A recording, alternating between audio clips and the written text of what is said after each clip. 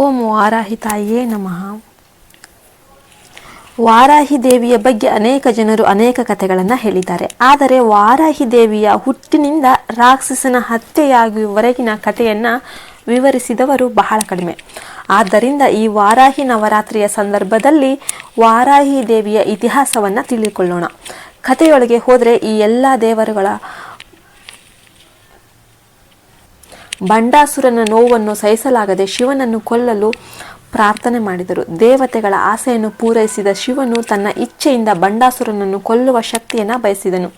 ಶಿವನ ಆಸೆಯಂತೆ ಪೂರೈಸುತ್ತಾ ಶಿವನೊಳಗಿನ ಶಕ್ತಿಯು ಲಲಿತಾದೇವಿಯಾಗಿ ಹೊರಹೊಮ್ಮಿತು. ಅದಕ್ಕಾಗಿಯೇ ದೇವತೆ ವಾರಾಹಿ ದೇವಿ ಇದನ್ನು ಇಚ್ಛಾಶಕ್ತಿ ಅಂತ ಕರೀತಾರೆ. ಲಲಿತಾದೇವಿಯ ಅವತಾರ ಹೇಗೆ ನಡೆಯಿತು ಎಂಬುದನ್ನು ಇನ್ನೊಂದು ವಿಡಿಯೋದಲ್ಲಿ ವಿವರವಾಗಿ ತಿಳಿಯೋಣ. ಬಂಡಾಸುರನನ್ನು ಕೊಲ್ಲಲು ಲಲಿತಾಂಬಿಕಾ ದೇವಿಯು ತನ್ನ ಜ್ಞಾನ ಶಕ್ತಿಯಿಂದ ಶ್ಯಾಮಲಾದೇವಿಗೆ ಮತ್ತು ಅಜ್ಞಾಚಕ್ರದಿಂದ ವಾರಾಹಿ ದೇವಿಗೆ ಜನ್ಮ ನೀಡಿದಳು. ಶ್ಯಾಮಲಾದೇವಿಯು ಲಲಿತಾಂಬಿಕಾ ದೇವಿಯ ಬಲಭಾಗದಲ್ಲಿ ಮತ್ತು ವರಾಹ ದೇವಿಯ ಎಡಭಾಗದಲ್ಲಿ ಇದ್ದಾರೆ. ಲಲಿತಾದೇವಿಯು ಶ್ಯಾಮಲಾದೇವಿಯನ್ನು ಮಂತ್ರಿಯಾಗಿ ಮತ್ತು ವರಾಹ ದೇವಿಯನ್ನು ಸೈನ್ಯದ ರಾಣಿಯಾಗಿ ನೇಮಿಸಿದ್ದು ನಮಗೆಲ್ಲರಿಗೂ ತಿಳಿದಿದೆ. ಈ ವರಾಹಿ ದೇವಿಯನ್ನು ನಮ್ಮ ಚಾನಲ್ನಲ್ಲಿ ಕೂಡ ನಾವು ಅಷ್ಟೊಂದು ಪೋಸ್ಟ್ ಮಾಡಿದ್ದೇವೆ, ಅವುಗಳನ್ನು ಒಮ್ಮೆ ನೋಡಿ. ಬಂಡಾಸುರನ ನಾಶದ ಮೊದಲು ಲಲಿತಾದೇವಿಯ ರಥವು ಯುದ್ಧ ಭೂಮಿಯಲ್ಲಿ ಸಿದ್ಧವಾದಾಗ ಮಂತ್ರಿ ದೇವಿ ಮತ್ತು ದಂಡಿನಿ ದೇವಿ ಅವಳ ಪಕ್ಕದಲ್ಲಿ ನಿಂತರು. ತಕ್ಷಣ ಲಲಿತಾಂಬಿಕೆ ತನ್ನ ರಥದಿಂದ 2 ರಥಗಳನ್ನು ಹೊರತೆಗೆದು ಇಬ್ಬರಿಗೂ ಕೊಟ್ಟಳು. ಒಂದು ದೀಪವನ್ನು ಬೆಳಗಿಸಿ ಇನ್ನೊಂದು ದೀಪವನ್ನು ಬೆಳಗಿಸಿದಂತೆ ಲಲಿತಾಂಬಿಕೆ ದೇವಿ ತನ್ನ ಶ್ರೀ ಚಕ್ರದಿಂದ 2 ಯಂತ್ರಗಳನ್ನು ಹೊರತೆಗೆದಳು. ಲಲಿತಾಂಬಿಕೆ ಅವುಗಳನ್ನು ಶ್ಯಾಮಲಾ ವಾರಾಹಿಗೆ ಕೊಟ್ಟಳು. ಆದರೆ ಲಲಿತಾದೇವಿ ತನ್ನ ಶ್ರೀಚಕ್ರದಿಂದ 2 ರಥಗಳನ್ನು ಸೃಷ್ಟಿಸಿದಳು. ಈ ರಥಗಳ ಹೆಸರುಗಳು ಗಯಚಕ್ರ ಮತ್ತು ಕಿರಿಚಕ್ರ. ಇಲ್ಲಿ ಕಿರಿಚಕ್ರವು ವಾರಾಹಿ ದೇವಿಯ ರಥವಾಗಿದೆ. ಈ ರಥಗಳನ್ನು ಯಂತ್ರಗಳು ಎಂದು ಕರೆಯುತ್ತಾರೆ. ಈ ವಾರಾಹಿ ದೇವಿ ಯಂತ್ರವು 5 ಅಂಕಿ ಇದು ಆವರಣಗಳನ್ನು ಹೊಂದಿದೆ. ಅದರಲ್ಲಿ ಅನೇಕ ದೇವತೆಗಳು ಇದ್ದಾರೆ. ವಿಶೇಷವಾಗಿ ದುರ್ಗಾದೇವಿ, ಕ್ಷೇತ್ರಪಾಲಕರು, ಭೈರವ ಮತ್ತು ಧಾತು ಶಕ್ತಿಗಳು ವಾರಾಹಿ ಯಂತ್ರದಲ್ಲಿ ಇವೆ. ಇಲ್ಲಿ ಲಲಿತಾಂಬಿಕೆಯ ದೇವಿಯ ಶ್ರೀ ಚಕ್ರವು 9 ಆವರಣಗಳನ್ನು ಹೊಂದಿದೆ. ಹಾಗೆಯೇ ಶ್ಯಾಮಲಾದೇವಿ ಯಂತ್ರವು 7 ಆವರಣಗಳನ್ನು ಹೊಂದಿದೆ. ವರಾಹಿ ದೇವಿ ಯಂತ್ರವು ಹೊಳೆಯುವ 5 ಆವರಣಗಳನ್ನು ಹೊಂದಿದೆ. ಇಲ್ಲಿ ಇಚ್ಛಾಶಕ್ತಿಯು ಲಲಿತಾಂಬಿಕಾ ದೇವಿ, ಜ್ಞಾನಶಕ್ತಿಯು ಶ್ಯಾಮಲಾದೇವಿ ಮತ್ತು ಕೃಚ್ಛಾಶಕ್ತಿಯು ವಾರಾಹಿ ದೇವಿ. ಶ್ಯಾಮಲಾ ವಾರಾಹಿ ದೇವಿಯನ್ನು ಮಂತ್ರಿ ಮತ್ತು ದಂಡನ ಅಧಿಕಾರಿ ಅಂತ ಪರಿಗಣಿಸಲಾಗಿದೆ. ಈ ಕಿರುಚಕ್ರ ರಥವನ್ನು ದಂಡಿನಿ ದೇವಿಗೆ ಅಂದರೆ ವಾರಾಹಿ ದೇವಿಗೆ ನೀಡಲಾಯಿತು. ಕಿರಿ ಅಥವಾ ಕಿರಿ ಎಂದರೆ ಹಂದಿ ಅಂತ ಅರ್ಥ. ವಾರಾಹಿ ದೇವಿಯ ರಥವು 5 ಚಕ್ರಗಳನ್ನು ಹೊಂದಿದ್ದು ಹಂದಿಗಳಿಂದ ಎಳೆಯಲ್ಪಡಿತ್ತು. ಯುದ್ಧ ಪ್ರಾರಂಭವಾಗುವ ಮೊದಲು ಲಲಿತಾಂಬಿಕೆಯು ಮಧ್ಯದಲ್ಲಿದ್ದು ಅವಳ 2 ಬದಿಗಳಲ್ಲಿ ರಥಗಳು ಮತ್ತು ಕಪ್ಪು ಚರ್ಮದ ವಾರಾಹಿ ದೇವತೆಗಳು ಇದ್ದಾರೆ. ಲಲಿತಾಂಬಿಕೆಯು ವಾರಾಹಿ ದೇವಿಗೆ ಅಮೃತದಂತಹ ನೀರಿನಿಂದ ಅಭಿಷೇಕ ಮಾಡುತ್ತಾಳೆ. ಲಲಿತಾಂಬಿಕೆಯು ತನ್ನ ಹುಬ್ಬುಗಳ ಗಂಟಿನಿಂದ ನೇಗಿಲು ಮತ್ತು ಕತ್ತಿ ಎಂಬ 2 ಆಯುಧಗಳನ್ನು ಹೊರತೆಗೆದು ವಾರಾಹಿ ದೇವಿಗೆ ನೀಡುತ್ತಾಳೆ.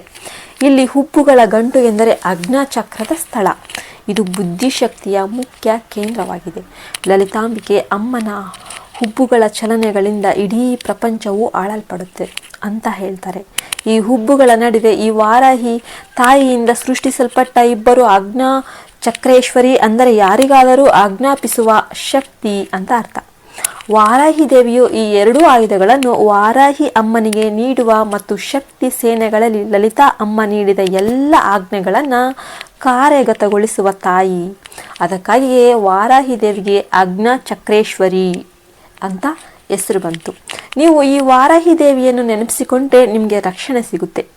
ವಾರಾಹಿ ಎಂದರೆ ಉನ್ನತಿಯ ಶಕ್ತಿ ಅಂತ ಅರ್ಥ. ಈ ದೇಹವು ಆತ್ಮವನ್ನು ಹೊಂದಿದ್ದರೆ ಮಾತ್ರ 2 ವಿಷಯಗಳಿವೆ, ಬುದ್ಧಿಶಕ್ತಿ ಮತ್ತು ಹೆಮ್ಮೆ. ಆ ಇಬ್ಬರು ವಾರಾಹಿ ದೇವತೆಗಳು ವಾರಾಹಿ ದೇವಿಯ ಎಲ್ಲ ಸೈನ್ಯಗಳು ಹಂದಿಯ ಮುಖವನ್ನು ಹೊಂದಿರುವ ದೇವರುಗಳು. ಈ ಎಲ್ಲ ದೇವರುಗಳು ಅವರು ವಾರಾಹಿ ದೇವಿಯಂತೆಯೇ ಹೊಳೆಯುತ್ತಾರೆ. ಅವರೆಲ್ಲರೂ ವಾರಾಹಿ ದೇವಿಯ ವಂಶಸ್ಥರು. ಆದ್ದರಿಂದ ಅವರು ಅವಳಂತೆಯೇ ಮಾತನಾಡುತ್ತಾರೆ. ಅವರಿಗೆ ಭಯಾನಕ ಕೋರೆ ಹಲ್ಲುಗಳಿವೆ. ಅವರು ಬೆಂಕಿಯ ಜ್ವಾಲೆಗಳನ್ನು ಹರಡುತ್ತಾರೆ. ಇಡೀ ಆಕಾಶವು ಅವರೊಂದಿಗೆ ಹೊಳೆಯುತ್ತಿದೆ. ಈ ವಾರಾಹಿ ವಿಗ್ರಹಗಳು ಸಾವಿರಾರು ಇವೆ.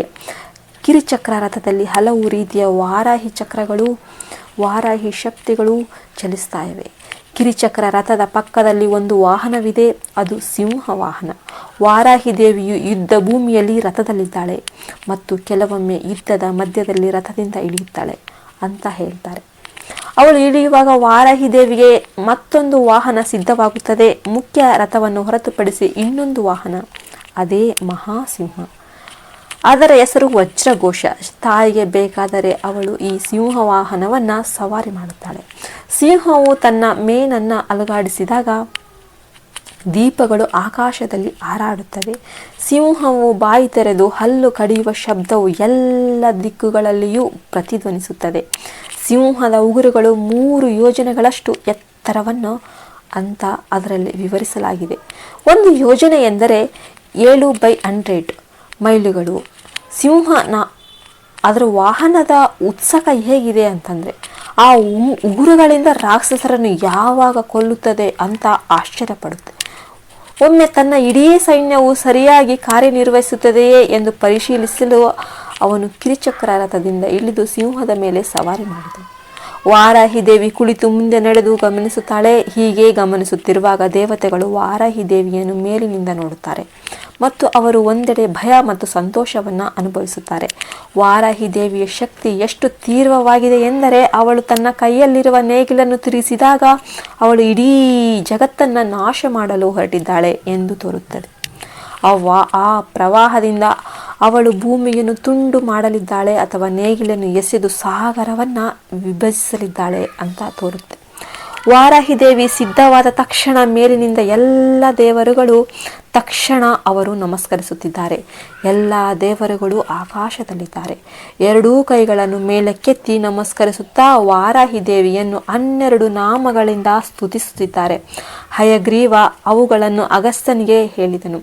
ದೇವರುಗಳು ಸಹ ಸ್ತುತಿಸುವ ಆ 12 ಹೆಸರುಗಳು ಅಮೂಲ್ಯವಾದವು. ಆದ್ದರಿಂದ ಅವುಗಳನ್ನು ಗಮನಿಸುವವರಿಗೆ ಮಾತ್ರ ಕೇಳಬೇಕೆಂದು ಹೇಳಿದರು. ಗಮನ ಇಲ್ಲದಿರುವವರಿಗೆ ಹೇಳಿದರೆ ಅವರಿಗೆ ಅವುಗಳ ಮೌಲ್ಯ ತಿಳಿಯುವುದಿಲ್ಲ. ಈ ಹೆಸರುಗಳನ್ನು ಯೋಚಿಸುವುದರಿಂದ ವಾರಾಹಿ ದೇವಿಯನ್ನ ಮೆಚ್ಚಿಸಬಹುದು ಅಂತ ಹೇಳಲಾಗುತ್ತದೆ. ಅವರು ಸಂತೋಷಪಟ್ಟರೆ ಅವಳು ಏನನ್ನಾದರೂ ಸಾಧಿಸಬಹುದು. ಆ 12 ಹೆಸರುಗಳು ಪಂಚಮಿ, ದಂಡನಾಥ, ಸಂಕೇತ, ಸಮಯೇಶ್ವರಿ, ಸಮಯ ಸಂಕೇತ, ವಾರಾಹಿ, ಪೋತ್ರಿಣಿ, ಶಿವ, ವರ್ತಲಿ, ಮಹಾಸೇನ, ಅಗ್ನ ಚಕ್ರೇಶ್ವರಿ ಮತ್ತು ಅರಿಗ್ನಿ. ದೇವಿಯ 12 ಹೆಸರುಗಳು. ಯಾವುದೇ ರೀತಿಯ ಕಷ್ಟ ಬಂದರೂ ಆ 12 ಹೆಸರುಗಳನ್ನು ನೆನಪಿಸಿಕೊಂಡರೆ ಆ ಕಷ್ಟ ತಕ್ಷಣವೇ ನಿವಾರಣೆಯಾಗುತ್ತದೆ. ಎಲ್ಲ ದೇವರುಗಳು ಈ 12 ಹೆಸರುಗಳಿಂದ ದೇವಿಯನ್ನ ಸ್ತುತಿಸಿದರು. ಆ ದೇವರುಗಳನ್ನು ಆಶೀರ್ವದಿಸಲು ದೇವಿಯು ಮುಂದಾದಳು. ದೈವಿಕ ಕೆಲಸವು ಉಚಿತವಾಗಿದ್ದರಿಂದ ವಾರಾಹಿ ದೇವಿಯು ದೇವಿಯ ಶಕ್ತಿಗಳನ್ನು ರಕ್ಷಿಸಲು ಮುಂದಾದಳು. ಈ ತಾಯಿಯ ಮಹಿಮೆ ಸಾಮಾನ್ಯವಲ್ಲ. ಶಂಕರರು ವಾರಾಹಿಯನ್ನು ದೇವಿ ಕ್ರೋಡಾಮುದ ಎಂದು ಕೂಡ ಹೊಗಳಿದರು. ಅದೇ ರೀತಿ ಕೋಪನಾಶಕ ಎಂದು ಹೇಳಲಾಗುವ ದುರ್ವಾಸ ಮಹರ್ಷಿಯು ಅರ್ವದ್ವಿಷತಿ ಎಂಬ ಸ್ತೋತ್ರದಲ್ಲಿ ಅವಳನ್ನು ಅದ್ಭುತವಾಗಿ ಸ್ತುತಿಸಿದರು. ವಾರಾಹಿ ದೇವಿಯು ದುರ್ವಾಸ ಮಹರ್ಷಿಗೆ ಕಾಣಿಸಿಕೊಂಡಳು. ಕೋಲವದನ ಎಂದರೆ ವರಾಹನ ಧ್ವನಿಯೊಂದಿಗೆ. ದುರ್ವಾಸ ಮಹರ್ಷಿ ವಿವರಿಸಿದಂತೆ ವಾರಾಹಿ ದೇವಿಯು ಕಮಲದಂಥ ಕಣ್ಣುಗಳನ್ನು ಹೊಂದಿದ್ದಾಳೆ ಮತ್ತು ಕಮಲದ ಶತ್ರುವಾದ ಚಂದ್ರನಿಂದ ಅಲಂಕರಿಸಲ್ಪಟ್ಟ ಕಿರೀಟವನ್ನು ಹೊಂದಿದ್ದಾಳೆ. ಅವಳ ಇಡೀ ದೇಹವು ನೀಲಿ ಬೆಳಕಿನಿಂದ ಆವೃತವಾಗಿದ್ದರೂ ಅವಳ ದೇಹದಿಂದ ಹೊರಹೊಮ್ಮುವ ಬೆಳಕು ಕರಗುವ ಚಿನ್ನದ ಬೆಳಕು. ಸೂರ್ಯಾಸ್ತದಲ್ಲಿ ಆಕಾಶವು ಕೆಂಪಾಗಿರುವಂತೆ ಅವಳು ಕೆಂಪು ಉಡುಪನ್ನು ಧರಿಸಿದ್ದಾಳೆ. ತನ್ನ 8 ಕೈಗಳಿಂದ ಅವಳು ಹಲಾಮು, ಮುಸಲ, ಶಂಖ, ಚಕ್ರ, ಪಾಶ ಮತ್ತು ಅಭಯ ಮುದ್ರೆಯನ್ನ ಹಿಡಿದು ವರದ ಮುದ್ರೆಯಲ್ಲಿ ಮಾತನಾಡುತ್ತಾಳೆ. ಅದೇ ರೀತಿ ಅಗಲವಾದ ಎದೆಯಿಂದ ಅಲಂಕರಿಸಲ್ಪಟ್ಟ ವಾರಾಹಿ ದೇವಿಯನ್ನ ಪೂಜಿಸಲು ಅರಳು. ಅದು ಅದೃಷ್ಟವನ್ನ ನೀಡುತ್ತದೆ. ಆದರೆ ಕೆಟ್ಟ ಜನರಿಗೆ ವಾರಾಹಿ ಅಮ್ಮ ಸಿಗುವುದಿಲ್ಲ. ದುರ್ವಾಸ ಮಹರ್ಷಿಗಳು ವಾರಾಹಿ ದೇವಿಗೆ ತೆಳುವಾದ ಸೊಂಟವಿದೆ ಅಂತ ವಿವರಿಸುತ್ತಾರೆ. ಅದು ಸಮುದ್ರದ ಗುಣಲಕ್ಷಣಗಳಲ್ಲಿ ಅದ್ಭುತ ಆಗಿದೆ. ಆದಾಗ್ಯೂ ಯುದ್ಧ ಭೂಮಿಗೆ ಬಂದಾಗ ವಾರಾಹಿ ದೇವಿಯ ಈ 5 ವೃತ್ತಗಳ ಹೆಸರುಗಳನ್ನು ಕೇಳುವುದು ರಥ, ಕಿರಿಚಕ್ರ, ಗೆಲುವು ಮತ್ತು ಯಶಸ್ಸನ್ನು ತರುತ್ತದೆ. ಈ ವೃತ್ತದಲ್ಲಿ ಬಿಂದುವಿನಿಂದ ಪ್ರಾರಂಭಿಸಿ ಮೊದಲ ಬಿಂದುವಿನಲ್ಲಿ ದಂಡನಾಯಕಿಯಾದ ವಾರಾಹಿ ದೇವಿ ಇದ್ದಾಳೆ. ಅದೇ ರೀತಿ 4ನೇ ವೃತ್ತದಲ್ಲಿ ಬ್ರಹ್ಮನ ತಾಯಿಯ ಕೆಳಗೆ ಕೆಲವು ಪ್ರಮುಖ ದೇವತೆಗಳು ಇದ್ದಾರೆ. ಅವು ಯಾಕಿನಿ, ರಾಕಿ, ಲಕಿ, ರಾಕಿನಿ, ಸಾಕಿನಿ ಮತ್ತು ಡಾಕಿನಿ ದೇವತೆಗಳು. ಇವು ನಮ್ಮ ದೇಹದಲ್ಲಿರುವ 7 ಅಂಶಗಳನ್ನು ಪೋಷಿಸುವ ಮೂಲ ದೇವರುಗಳು. ನಮ್ಮ ದೇಹದಲ್ಲಿ ಮುಖ್ಯವಾಗಿ 7 ಅಂಶಗಳಿವೆ. ಈ ಅಂಶ ದೇವರುಗಳು ಒಳ್ಳೆಯದಾಗಿದ್ದಾಗ ಮಾತ್ರ ನಮ್ಮ ದೇಹವು ಒಳ್ಳೆಯದಾಗಿದೆ. ಅದರಲ್ಲಿರುವ ಶಕ್ತಿಗಳಲ್ಲಿ ಅವರು ರಾಕ್ಷಸರನ್ನು ಮೋಹಿಸಬಲ್ಲದು, ಕೊಲ್ಲಬಲ್ಲದು, ಪಾರ್ಶ್ವವಾಯಿಗೆ ತಳ್ಳಬಲ್ಲದು, ಒಡೆಯಬಲ್ಲದು ಮತ್ತು ನಾಶ ಮಾಡಬಹುದು. ಈ ಅಂಶದ ಸಾಧುಗಳು ಅಂಥವರು. ಈ ಎಲ್ಲ ದೇವರುಗಳು ವಾರಾಹಿ ದೇವಿಯನ್ನ ಸೇವಿಸುತ್ತಾರೆ. ನಿಖರವಾಗಿ ಕೆಳಮಟ್ಟದಲ್ಲಿ ಅಂದರೆ 4ನೇ ಆವರಣದಲ್ಲಿ 3ನೇ ಹಂತದಲ್ಲಿ ಅವರು ಕೋಪ ಮತ್ತು ಸ್ತಂಭದ ಶಕ್ತಿಗಳನ್ನು ಹೊಂದಿದ್ದಾರೆ. ಅವರು ಚಾಮರಗಳನ್ನು ಧರಿಸಿ ಹೊಳೆಯುತ್ತಿದ್ದಾರೆ. ನಿಖರವಾಗಿ ಆ ಆವರಣದ ಬಳಿ 2 ಆಯುಧ ದೇವರುಗಳಿದ್ದಾರೆ. ಅವು ದೇವತೆ ಹಲ ಮತ್ತು ನೇಗಿಲ. ಪ್ರಧಾನ ದೇವತೆ ಹಳೆಯ ದೇವತೆ ಮತ್ತು ರೋಕಲಿಯ ಪ್ರಧಾನ ದೇವತೆ. ಅವುಗಳ ಪಕ್ಕದಲ್ಲಿ ಚಂದ, ಉಚ್ಚಂದ ಎಂಬ 2 ರಕ್ಷಣಾ ಶಕ್ತಿಗಳಿವೆ. ಅವು ಈಟಿ ಮತ್ತು ಕತ್ತಿಯಿಂದ ಹೊಳೆಯುತ್ತಿವೆ. ದೇವಿಗೆ ಹತ್ತಿರವಿರುವ 4ನೇ ಸಾಲಿನಲ್ಲಿರುವ ದೇವತೆಗಳ ವಿವರಗಳು ಇವು. 5ನೇ ಆವರಣದಲ್ಲಿ ದೇವಿಗೆ ಅನಂತ ಶಕ್ತಿಗಳಿವೆ. ಇದರಲ್ಲಿ ಮುಖ್ಯವಾಗಿ 8 ದೇವತೆಗಳಿದ್ದಾರೆ. ಅವು ವರ್ತಲಿ, ವಾರಾಹಿ, ವರಾಹಮುಖಿ, ಅಂಡಿನಿ, ಬಂಡಿನಿ, ಭೃಂಜಿನಿ, ಮೋಹಿನಿ ಮತ್ತು ಸ್ತಂಭಿನಿ. ಈ 8 ದೇವತೆಗಳು ಶತ್ರುಗಳನ್ನು ನಿಗ್ರಹಿಸುತ್ತಾರೆ. ಈ ದೇವತೆಗಳ ಹತ್ತಿರ ಅನೇಕ ಶಕ್ತಿಗಳು ಆಶೀರ್ವದಿಸಲ್ಪಡುತ್ತವೆ. ಅವುಗಳಲ್ಲಿ ಇಂದ್ರನ ಶಕ್ತಿಗಳು ಮತ್ತು ಅಪ್ಸರಸರ ಶಕ್ತಿಗಳು ಸಹ ಆಶೀರ್ವದಿಸಲ್ಪಡುತ್ತಿವೆ. ಇದರ ಬಳಿ ಕ್ಷೇತ್ರಪಾಲಕು ಎಂಬ ದೇವತೆ ಮಾತನಾಡುತ್ತಿದ್ದಾನೆ. ಅವನು 3 ತಲೆಯ ಹಾವಿನಂತಹ ನಿಲುವಂಗಿಯನ್ನು ಧರಿಸಿದ್ದಾನೆ. ಅವನ ಹತ್ತಿರ ವಜ್ರಘೋಷ ಎಂಬ ಸಿಂಹವಿದೆ. ಅದು ದೇವಿಯ ವಾಹನ. ಈ 5ನೇ ಆವರಣದ ಇನ್ನೊಂದು ಬದಿಯಲ್ಲಿ ಕೃಷ್ಣ ಸಾರಂಗ ಎಂಬ ವಾಹನವೂ ಇದೆ, ಅಂದರೆ ಕಪ್ಪು ಜಿಂಕೆ. ಕಪ್ಪು ಜಿಂಕೆ ವಾಯುದೇವಿಯ ವಾಹನ ಎಂದು ಶಾಸ್ತ್ರಗಳಲ್ಲಿ ಹೇಳಲಾಗಿದೆ. ಆದಾಗ್ಯೂ ಈ ಜಿಂಕೆ ವಾರಾಹಿ ದೇವಿಯ ಗಾಳಿಯು ವೇಗದಲ್ಲಿ ಚಲಿಸುತ್ತದೆ ಅಂತ ಸೂಚಿಸುತ್ತೆ. ಇದು ಉಸಿರಾಟದ ಶಕ್ತಿಯ ಸಂಕೇತವೂ ಆಗಿದೆ. ಈ 5ನೇ ಪರ್ವದಲ್ಲಿ ಮತ್ತೊಂದು ಮಹಾನ್ ದೇವತೆ ಇದ್ದಾನೆ. ಅವನು ಸಾಗರ ಸುರನ ದೇವತೆ. ಯಾರಾದರೂ ದುರ್ಬಲರಾಗಿದ್ದರೆ ಅವನು ಅವರಿಗೆ ಶಕ್ತಿಯನ್ನು ನೀಡುತ್ತಾನೆ. ಶಕ್ತಿ ಪಡೆಗಳು ಯುದ್ಧದಲ್ಲಿ ದಣಿದಾಗ ಅವರಿಗೆ ತಮ್ಮ ಶಕ್ತಿಯನ್ನು ಮರಳಿ ನೀಡುವುದು ಈ ಸುರ ಸಾಧು ದೇವತೆ. ಈ ಆವರಣದಲ್ಲಿ ಇತರ ಕೆಲವು ಶಕ್ತಿಗಳು ಸಹ ಇಲ್ಲಿವೆ. ಇಲ್ಲಿಯವರೆಗೆ ಉಲ್ಲೇಖಿಸಲಾದ 5 ಆವರಣಗಳಲ್ಲಿ ಎಲ್ಲ ದೇವರುಗಳು ಒಂದೇ ರಥದಲ್ಲಿ ಕಿರಿಚಕ್ರ ರಥದಲ್ಲಿದ್ದಾರೆ. ಈ ಕಿರಿಚಕ್ರ ರಥವನ್ನು ಸ್ತಂಭಿನಿ ದೇವತೆ ನಡೆಸುತ್ತಾಳೆ. ಈ ಸ್ತಂಭಿನಿ 5 ಆವರಣಗಳ ಕಿರಿಚಕ್ರವನ್ನು ಓಡಿಸುತ್ತಿದ್ದಾರೆ. ಈ ದೃಶ್ಯವನ್ನು ನೋಡುವ ರಾಕ್ಷಸರ ಹೃದಯಗಳು ನಡುಗುತ್ತವೆ. ಈ ರಥದ ಮೇಲೆ ಬರುತ್ತಿರುವ ವಾರಾಹಿ ದೇವತೆಯನ್ನು ನೋಡಿ ರಾಕ್ಷಸ ಸೇನೆಗಳು ಪಾರ್ಶ್ವವಾಯುಗೆ ಒಳಗಾದವು. ಈಗ ನಿಜವಾದ ಯುದ್ಧ ಪ್ರಾರಂಭವಾಗಲಿದೆ. ವಿಷಾಂಗ ಎಂಬ ರಾಕ್ಷಸನನ್ನು ಕೊಲ್ಲಲು ವಾರಾಹಿ ದೇವಿ ಚಲಿಸುತ್ತಿದ್ದಾಳೆ. ಈ ವಿಷಾಂಗ ಆ ರಾಕ್ಷಸನು ಬಂಡಾಸುರನ ಸಹೋದರ. ಬಂಡಾಸುರನಿಗೆ 2 ಪ್ರಮುಖ ಸಹೋದರರಿದ್ದಾರೆ. ಅವರು ವಿಶುಕ್ರ ಮತ್ತು ವಿಷಾಂಗ. ಲಲಿತಾಂಬಿಕೆಯ ಇಡೀ ಸೈನ್ಯವು ಈ ಬಂಡಾಸುರ ಸೈನ್ಯದ ಹೆಚ್ಚಿನ ಭಾಗವನ್ನು ಕೊಂದಿತ್ತು. ಅದರೊಂದಿಗೆ ಈ ಬಂಡಾಸುರ ರಾಕ್ಷಸನು ತನ್ನ ಸಹೋದರನಾದ ವಿಶುಕ್ರ ಮತ್ತು ವಿಷಾಂಗನನ್ನು ಕರೆದು ಲಲಿತಾಂಬಿಕೆಯ ಸೈನ್ಯವನ್ನು ಕೊಲ್ಲಲು ಹೇಳಿದನು. ಆದಾಗ್ಯೂ ಅವರ ಎಲ್ಲ ಸೈನ್ಯಗಳು ಸೋತಾಗ ವಿಶುಕ್ರು ಮತ್ತು ವಿಷಾಂಗರು ಸಹ ತೀವ್ರ ಕೋಪಗೊಂಡರು. ಆ ಕೋಪದಿಂದಾಗಿ ಅವರು ಸ್ವತಃ ಬಹಳ ಕಷ್ಟದಿಂದ ಯುದ್ಧಕ್ಕೆ ಹೋದರು. ಆದಾಗ್ಯೂ ಹಿಂದೆ ಒಮ್ಮೆ ವಿಷಾಂಗ ಮತ್ತು ವಿಶುಕ್ರರು ಮಾಯೆಯೊಂದಿಗೆ ಲಲಿತಾಂಬಿಕೆಯ ಸೈನ್ಯದ ವಿರುದ್ಧ ಹೋರಾಡಿದರು. ಅವರು ಯುದ್ಧಕ್ಕೆ ಓಡಿ ಹೋಗಿ ಹಿಂದಿರುಗಿದರು. ಆದರೆ ಈಗ ಅವರು ಮತ್ತೆ ಅಕ್ಷೋಣಿಯರ ಸೈನ್ಯದೊಂದಿಗೆ ಹೋಗುತ್ತಿದ್ದಾರೆ. ಅಕ್ಷೋಣಿಯರು ಎಂದರೆ ಬಹಳ ದೊಡ್ಡ ಸೈನ್ಯ. ಇದು ಹೆಚ್ಚಿನ ಸಂಖ್ಯೆಯ ಪದಾತಿ, ಅಶ್ವದಳ ಮತ್ತು ಪದಾತಿ ದಳಗಳನ್ನು ಹೊಂದಿದೆ. ಮಹಾಭಾರತದ ಯುದ್ಧದಲ್ಲಿ 2 ಕಡೆಯವರು 18 ಅಕ್ಷೋಣಿಯರ ಸೈನ್ಯವನ್ನು ಹೊಂದಿದ್ರು. ಇಲ್ಲಿ 2 ಸಹೋದರರು ತಮ್ಮೊಂದಿಗೆ ಕರೆಯುತ್ತಿರುವ ಸೈನ್ಯವು 400 ಅಕ್ಷೋಹಿಣಿಯರು. ಆದ್ದರಿಂದ ಅದು ಎಷ್ಟು ದೊಡ್ಡ ಸೈನ್ಯ ಎಂದು ನೀವು ಊಹಿಸಬಹುದು. ಇದು ಈ 2 ರಾಕ್ಷಸರ ಸೈನ್ಯ ಮಾತ್ರ. ಅವರು ಹೋಗುತ್ತಿರುವಾಗ ನಾವು ಅವರ ಸೋದರಿಯರು ಮತ್ತು ಸೊಸೆಯಂದಿರನ್ನು ಸಹ ನೋಡುತ್ತೇವೆ.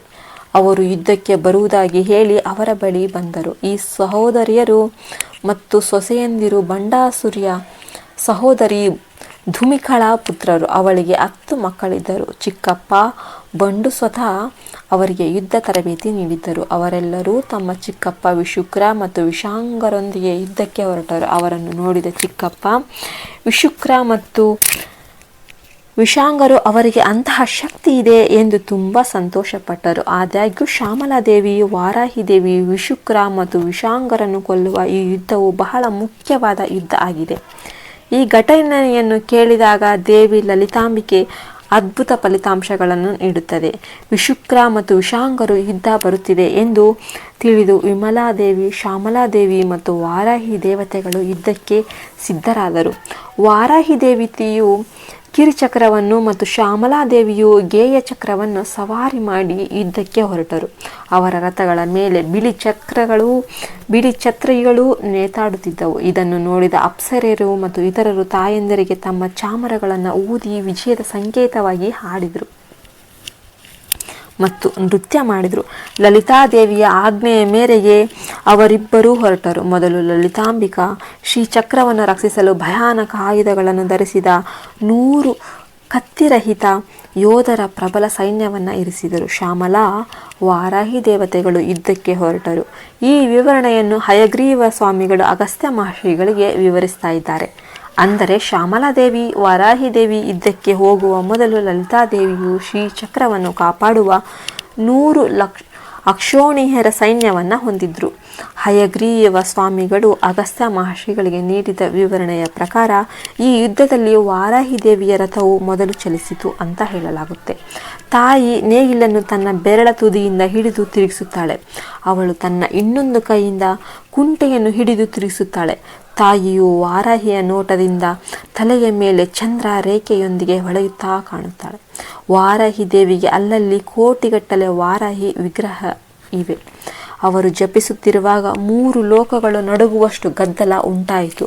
ಅವರೆಲ್ಲರೂ ಒಂದೇ ರೀತಿಯ ಪೌರುಷವನ್ನು ತೋರುತ್ತಾ ಬಹಳ ಉತ್ಸಾಹದಿಂದ ಯುದ್ಧ ಘೋಷಿಸುತ್ತಿದ್ದರು. ವಾರಾಹಿ ದೇವಿಯ ಸೈನಿಕರು ಹಲವು ವಿಧಗಳಲ್ಲಿ ಮೆರವಣಿಗೆ ನಡೆಸುತ್ತಿದ್ದರು. ಶೌರ್ಯ, ವೈಭವ ಅಥವಾ ಇತರ ವಿಶೇಷ ಗುಣಗಳಲ್ಲಿ ವಾರಾಹಿ ದೇವಿಯ ಸೈನಿಕರು ಬಲಿಷ್ಠರಾಗಿದ್ದರು. ವಾರಾಹಿ, ಶ್ಯಾಮಲಾ ಸೈನಿಕರು ಯುದ್ಧಕ್ಕೆ ಮೆರವಣಿಗೆ ನಡೆಸುತ್ತಿರುವಾಗ ಆ ಭಾರದಿಂದಾಗಿ ಭೂಮಿಯು ದೆವ್ವದಂತೆ ಸ್ವಲ್ಪ ನಡುಗಿತು ಎಂದು ಹೇಳಲಾಗುತ್ತೆ. ನಂತರ ಯುದ್ಧ ಪ್ರಾರಂಭವಾಯಿತು. ಈ ಯುದ್ಧವು ಮೊದಲು ನಡೆದ ಯುದ್ಧಗಳಿಗಿಂತ ಹೆಚ್ಚು ವಿಶೇಷವಾಗಿತ್ತು. ಅನೇಕ ದೇವರುಗಳು ಬಂಡಾಸುರ ಯುದ್ಧದಲ್ಲಿ ಹೋರಾಡಿದರು. ಪ್ರತ್ಯೇಕವಾಗಿ ಹೋರಾಡಿದ ಎಲ್ಲ ದೇವರುಗಳು ಸಹ ಇಲ್ಲಿ ಭೇಟಿಯಾಗುತ್ತಾರೆ. ಈ ವಿಶೇಷ ಯುದ್ಧದಲ್ಲಿ ಶ್ಯಾಮಲಾದೇವಿಯ ಅಂಗದೇವತೆಗಳು ಮತ್ತು ವಾರಾಹಿ ದೇವತೆಯ ಅಂಗದೇವತೆಗಳು ಸಹ ಈ ಯುದ್ಧದಲ್ಲಿ ಭಾಗವಹಿಸಿದ್ರು. ಆದಾಗ್ಯೂ ಪ್ರತಿಯೊಬ್ಬ ದೇವತೆಯು ಈ ರಾಕ್ಷಸ ಪುತ್ರರನ್ನು ಕೊಲ್ಲಲು ಸಿದ್ಧರಾದರು ಅಂತ ಹೇಳಲಾಗುತ್ತೆ. ಅದರಲ್ಲಿ ವಿಶೇಷವಾಗಿ ಸ್ವಪ್ನೇಶ್ವರಿ ಎಂಬ ದೇವತೆ ಇದ್ದಾಳೆ. ಈ ಸ್ವಪ್ನೇಶ್ವರಿ ದೇವಿಯು ವಾರಾಹಿ ದೇವಿಯ ಅಂಗದೇವತೆಗಳಲ್ಲಿ ಒಬ್ಬಳು. ಅವಳು ಮಂಗಳದು ಎಂಬ ರಾಕ್ಷಸನನ್ನು ಕೊಂದಳು. ಆ ತಾಯಿಯನ್ನು ಸ್ವಪ್ನ ವಾರಾಹಿ ಅಂತ ಕರೆಯುತ್ತದೆ. ಈ ಸ್ವಪ್ನವಾರಾಹಿ ಅಮ್ಮನವರು ವಾರಾಹಿ ದೇವಿಯ ಅಂಗದೇವತೆಗಳಲ್ಲಿ ಅತ್ಯಂತ ಪ್ರಮುಖ ಅಂಗದೇವತೆ. ಹೀಗಾಗಿ ಒಟ್ಟು 10 ಗಂಡು ಮಕ್ಕಳು, 10 ಅನೇಕ ದೇವರುಗಳು ಸೂಕ್ತ ರೀತಿಯಲ್ಲಿ ಉತ್ತರಿಸುತ್ತಿದ್ದಾರೆ. ಈಗ ಶ್ಯಾಮಲಾದೇವಿ ಮತ್ತು ದಂಡನಾಥ ದೇವಿ ವಿಶುಕ್ರನನ್ನು ಎದುರಿಸಲು ಸಿದ್ಧರಾಗಿದ್ದಾರೆ. ವಾರಾಹಿ ದೇವಿ ಮತ್ತು ಶ್ಯಾಮಲಾದೇವಿಯ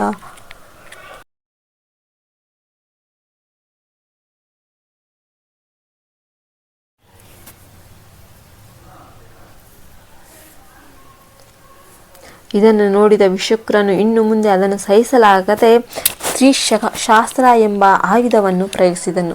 ತ್ರಿಷ ಎಂದರೆ ಬಾಯಾರಿಕೆ. ಅದನ್ನು ಪ್ರಯೋಗಿಸಿದ ತಕ್ಷಣ ಈ ಆಯುಧವು ಶಕ್ತಿ ಸೇವೆಗಳ ಮೇಲೆ ಕೆಲಸ ಮಾಡಲು ಪ್ರಾರಂಭಿಸಿತು ಮತ್ತು ಎಲ್ಲರ ದೇಹಗಳು ಒಣಗಲು ಪ್ರಾರಂಭಿಸಿದವು. ಆ ಶಾಖವು ಬಾಯಾರಿಕೆಯನ್ನು ಸೃಷ್ಟಿಸುತ್ತದೆ.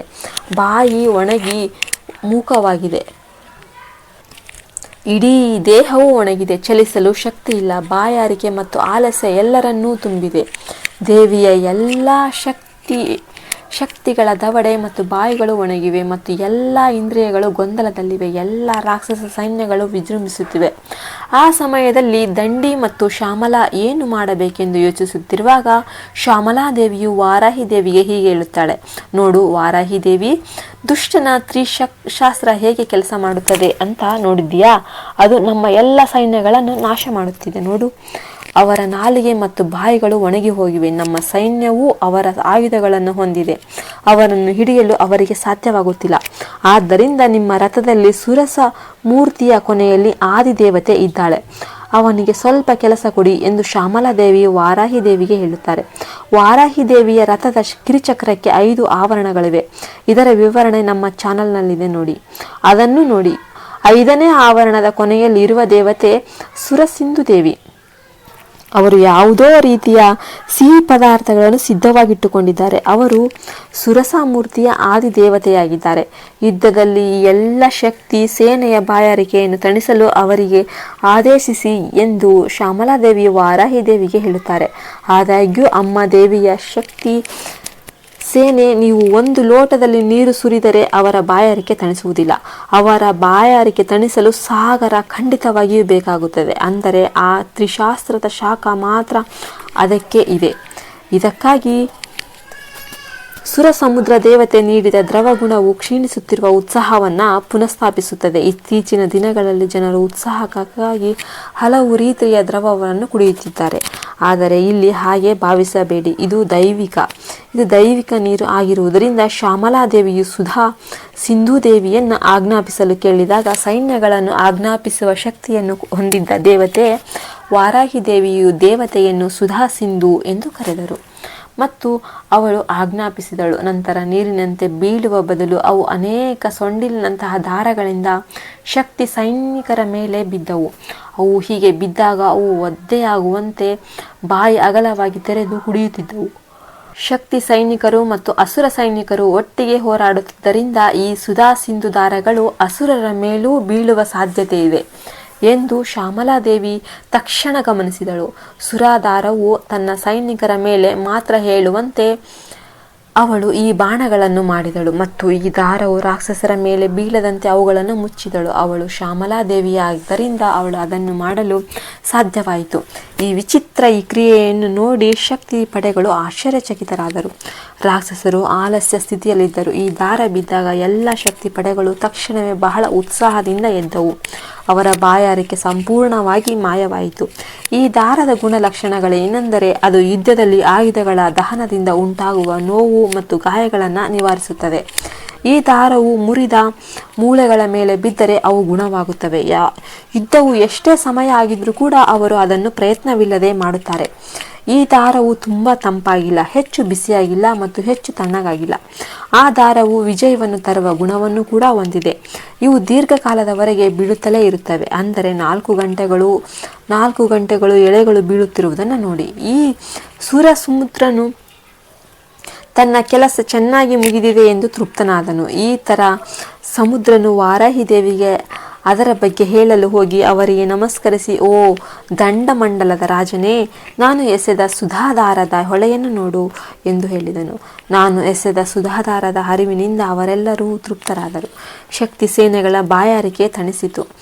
ಅವರಲ್ಲಿ ಕೆಲವರು ಸಂತೋಷದಿಂದ ನರ್ತಿಸಿದರು, ಕೆಲವರು ಹಾಡುತ್ತಿದ್ದರು, ಕೆಲವರು ನರ್ತಿಸುತ್ತಿದ್ದರು ಮತ್ತು ಡೋಲು ಬಾರಿಸುತ್ತಿದ್ದರು ಎಂದು ಸುರಸಮುದ್ರನು ವಾರಾಹಿ ದೇವಿಗೆ ಹೇಳಿದನು. ತಕ್ಷಣ ವಾರಾಹಿ ದೇವಿಯು ಸಂತೋಷಗೊಂಡು, ಓ ಮಗನೇ, ನೀನೇ ಶ್ರೇಷ್ಠ ಅಂತ ಹೇಳಿದರು. ಅವರು ವರವನ್ನು ಕೊಟ್ಟರು. ಅವರು ಕೂಡ ಸೇವೆ ಸಲ್ಲಿಸುತ್ತಾರೆಂದು. ವಾರಾಹಿ ದೇವಿ ಅಂಗದೇವತೆಗಳು ಮತ್ತು ಶಕ್ತಿ ದೇವತೆಗಳು ಕ್ರಮೇಣ 400 ಅಕ್ಷೋಣಿಯರ ಸೈನ್ಯವನ್ನು ನಾಶ ಮಾಡುತ್ತಿರುವಾಗ ವಾರಾಹಿ ದೇವಿಯು ತನ್ನ ರಥದ ಮೇಲೆ ವಿಶುಂಗು ಕಡೆಗೆ ಹೊರಟಳು. ದಂಡನಾಥ ದೇವಿಯು ಒಂದು ಕುಟ್ಟಣಿ ಮತ್ತು ನೇಗಿಲಿನೊಂದಿಗೆ ಹೋರಾಡಿದನು. ವಿಶುಂಗ ಕಲಾದಂಡಕ್ಕೆ ಹೋಲುವ ಗದೆಯೊಂದಿಗೆ ತನ್ನ ತಾಯಿಯ ಮೇಲೆ ಬಂದಳು. ತಕ್ಷಣ ತಾಯಿಯು ತನ್ನ ಕೈಯಲ್ಲಿದ್ದ ಗದೆಯೊಂದಿಗೆ ಗದೆಯನ್ನು ಎಸೆದಳು. ಕ್ರಮೇಣ ಇಬ್ಬರೂ ವಿವಿಧ ಆಯುಧಗಳಿಂದ ಪರಸ್ಪರ ಹೊಡೆದರು. ಅವರ ಆಯುಧಗಳ ಘರ್ಷಣೆಯಿಂದ ಆಕಾಶವು ಉರಿಯುತ್ತಿರುವ ಮಿಂಚಿನಿಂದ ಹೊಳೆಯುವಂತೆ ಮಾಡಿತು.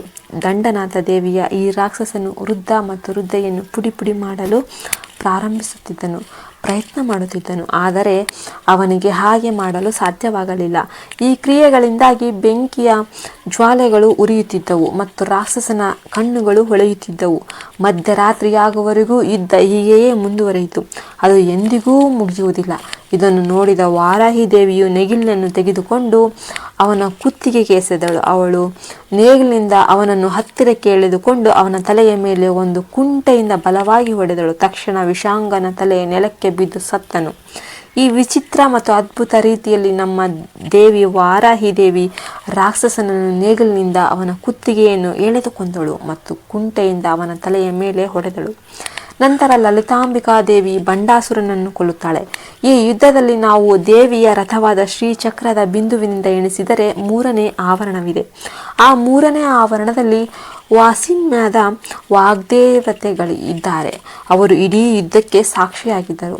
ವಾಸಿನ್ಯದ ವಾಗ್ದ ದೇವತೆಗಳು ಅದನ್ನು ಹಾಗೆಯೇ ನೋಡಿದರು. ಆದ್ದರಿಂದ ದೇವಿಯು ತನ್ನ ಹೆಸರುಗಳನ್ನು ಹೇಳದಿದ್ದಾಗ ಅವಳು ಈ ಸಂಪೂರ್ಣ ಕಥೆಯನ್ನು ಲಲಿತಾ ಸಹಸ್ರನಾಮದಲ್ಲಿ ಸೇರಿಸಿದಳು.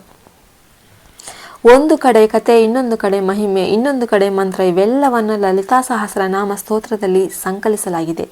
ಸಾಮಾನ್ಯ ಮನುಷ್ಯರು ಇದನ್ನು ಬರೆಯಲು ಸಾಧ್ಯವಿಲ್ಲದ ಕಾರಣ ವಾಸಿನ್ಯದ ವಾಗ್ದ ದೇವತೆಗಳು ಇದನ್ನು ಬರೆದರು. ಆದಾಗ್ಯೂ ವಿಷಾಂಗ ಎಂಬ ರಾಕ್ಷಸನನ್ನು ವಾರಾಹಿ ದೇವಿ ಕೊಂದಾಗ ಅವನು ಕೊಲ್ಲಲ್ಪಟ್ಟ ತಕ್ಷಣ ಎಲ್ಲ ದೇವರುಗಳು ಬಹಳ ಸಂತೋಷದಿಂದ ತುಂಬಿದರು. ಅದೇ ರೀತಿ ಶ್ಯಾಮಲಾದೇವಿಯು ವಿಷಕ್ರ ಎಂಬ ರಾಕ್ಷಸನನ್ನು ಕೊಂದಳು. ಅದರ ನಂತರ ಲಲಿತಾಂಬಿಕಾ ದೇವಿ ನಿಜವಾಗಿಯೂ ಹೇಗೆ ಅಸ್ತಿತ್ವಕ್ಕೆ ಬಂದಳು, ಅದರ ಹಿಂದಿನ ಕಥೆಯೇನು, ಅದರ ನಂತರದ ಕಥೆಯೇನು, ಇದನ್ನು ಭಾಗಗಳಲ್ಲಿ ಹೇಳಲಾಗುವುದು. ಆದ್ದರಿಂದ ದಯವಿಟ್ಟು ಈ ಚಾನಲನ್ನು ಸಬ್ಸ್ಕ್ರೈಬ್ ಮಾಡಿ. ನೀವು ಈ ವಿಡಿಯೋ ನೋಡ್ತಿದ್ರೆ ಇಷ್ಟ ಆದರೆ ದಯವಿಟ್ಟು ಒಂದು ಲೈಕ್ ಮಾಡಿ. ನಮ್ಮ ವಿಡಿಯೋವನ್ನು ಹಂಚಿಕೊಳ್ಳಲು ಮರೆಯಬೇಡಿ. ಇಂತಹ ನೆಚ್ಚಿನ ವಿಡಿಯೋಗಳಿಗಾಗಿ ಈ ಚಾನಲ್ ಸಬ್ಸ್ಕ್ರೈಬ್ ಮಾಡಿ, ಪಕ್ಕದಲ್ಲಿರುವ ಬೆಲ್ ಐಕನ್ನ ಪ್ರೆಸ್ ಮಾಡಿ. ಇಲ್ಲಿಯವರೆಗೂ ನೋಡಿದ್ದಕ್ಕಾಗಿ ಧನ್ಯವಾದಗಳು. ಜೈ ಹಿಂದ್, ಜೈ ಭಾರತ್ ಮಾತೆ.